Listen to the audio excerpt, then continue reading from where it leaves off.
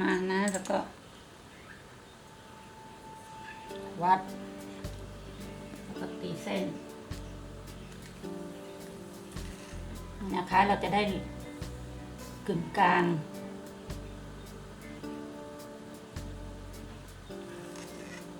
ได้กึ่งกลางเสร็จแล้วก็จะมัดตามเส้นนี้เลย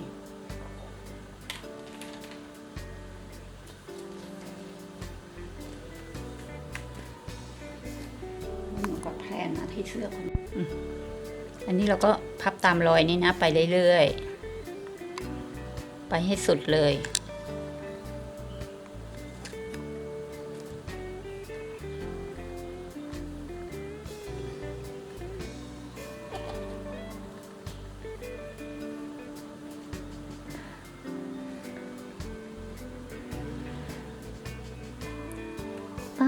ไป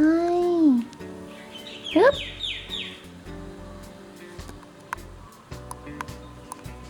เราจะได้เสื้อที่น่ารักใส่เล่นกันในธรรมดาที่ไหนอะ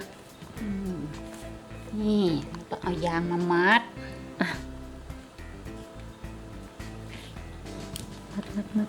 มัด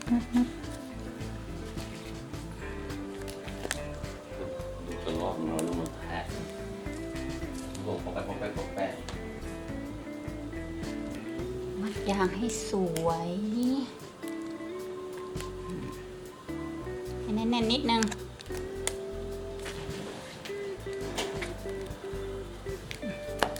เวลาลงสีจะได้ไม่วิ่ง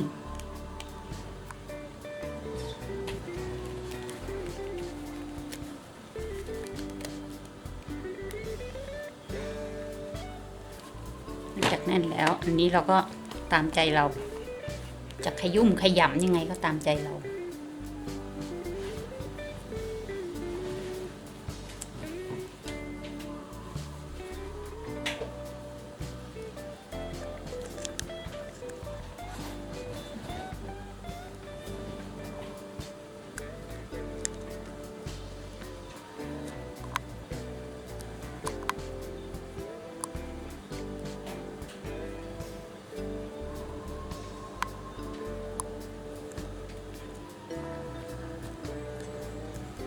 นี่นะคะทีนี้เราก็จะล็อกไว้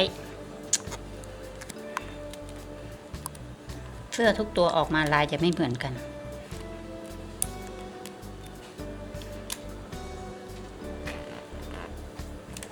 มัดได้ทีละครั้งหนึ่งก็ได้ลายหนึ่งครั้งต่อไปมันก็ไม่เหมือนเดิม ง่ายไหมเสร็จแล้วค่ะทีนี้ก็ไปลงสีแล้วแล้วตรงนี้อะเสร็จแล้วค่ะตรงนี้ไม่ต้องไปยุ่งมันค่ะปล่อยมันป่ะเดี๋ยวไปเตรียมสีแป๊บหนึ่งนะเดี๋ยวลงสีก่อน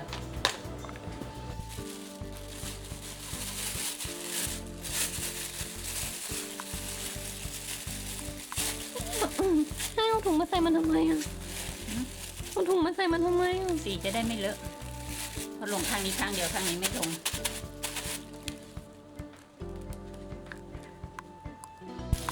จะลงสีแล้วนะคะลงสียังคะลงสีลงไปเลยไม่ต้องไปสนใจมันว่ามันจะเป็นยังไง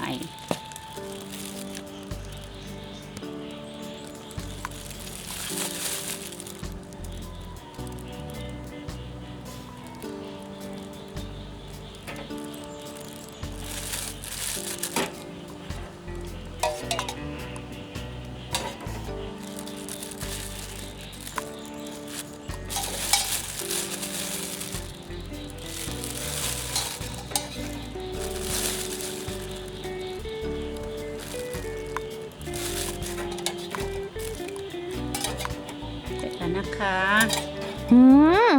เสร็จแล้ว ค่ะสวยมากค่ะ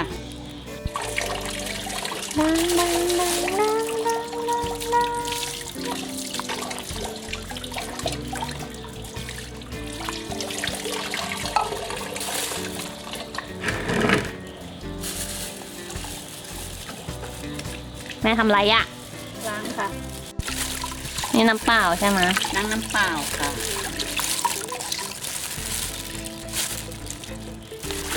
อ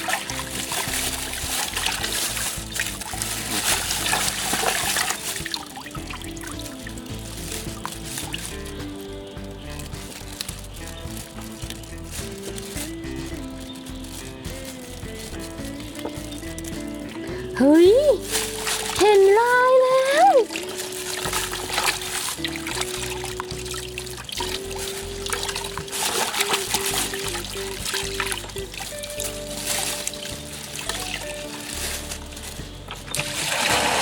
เห็นเท้าแม่เนี่ย ล้างอีกรอบนะคะ ให้มันสะอาดหน่อย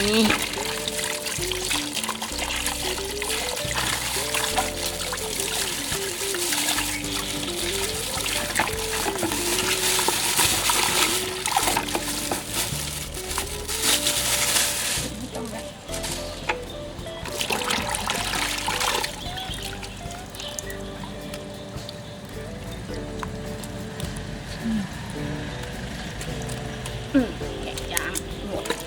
นี่ นี่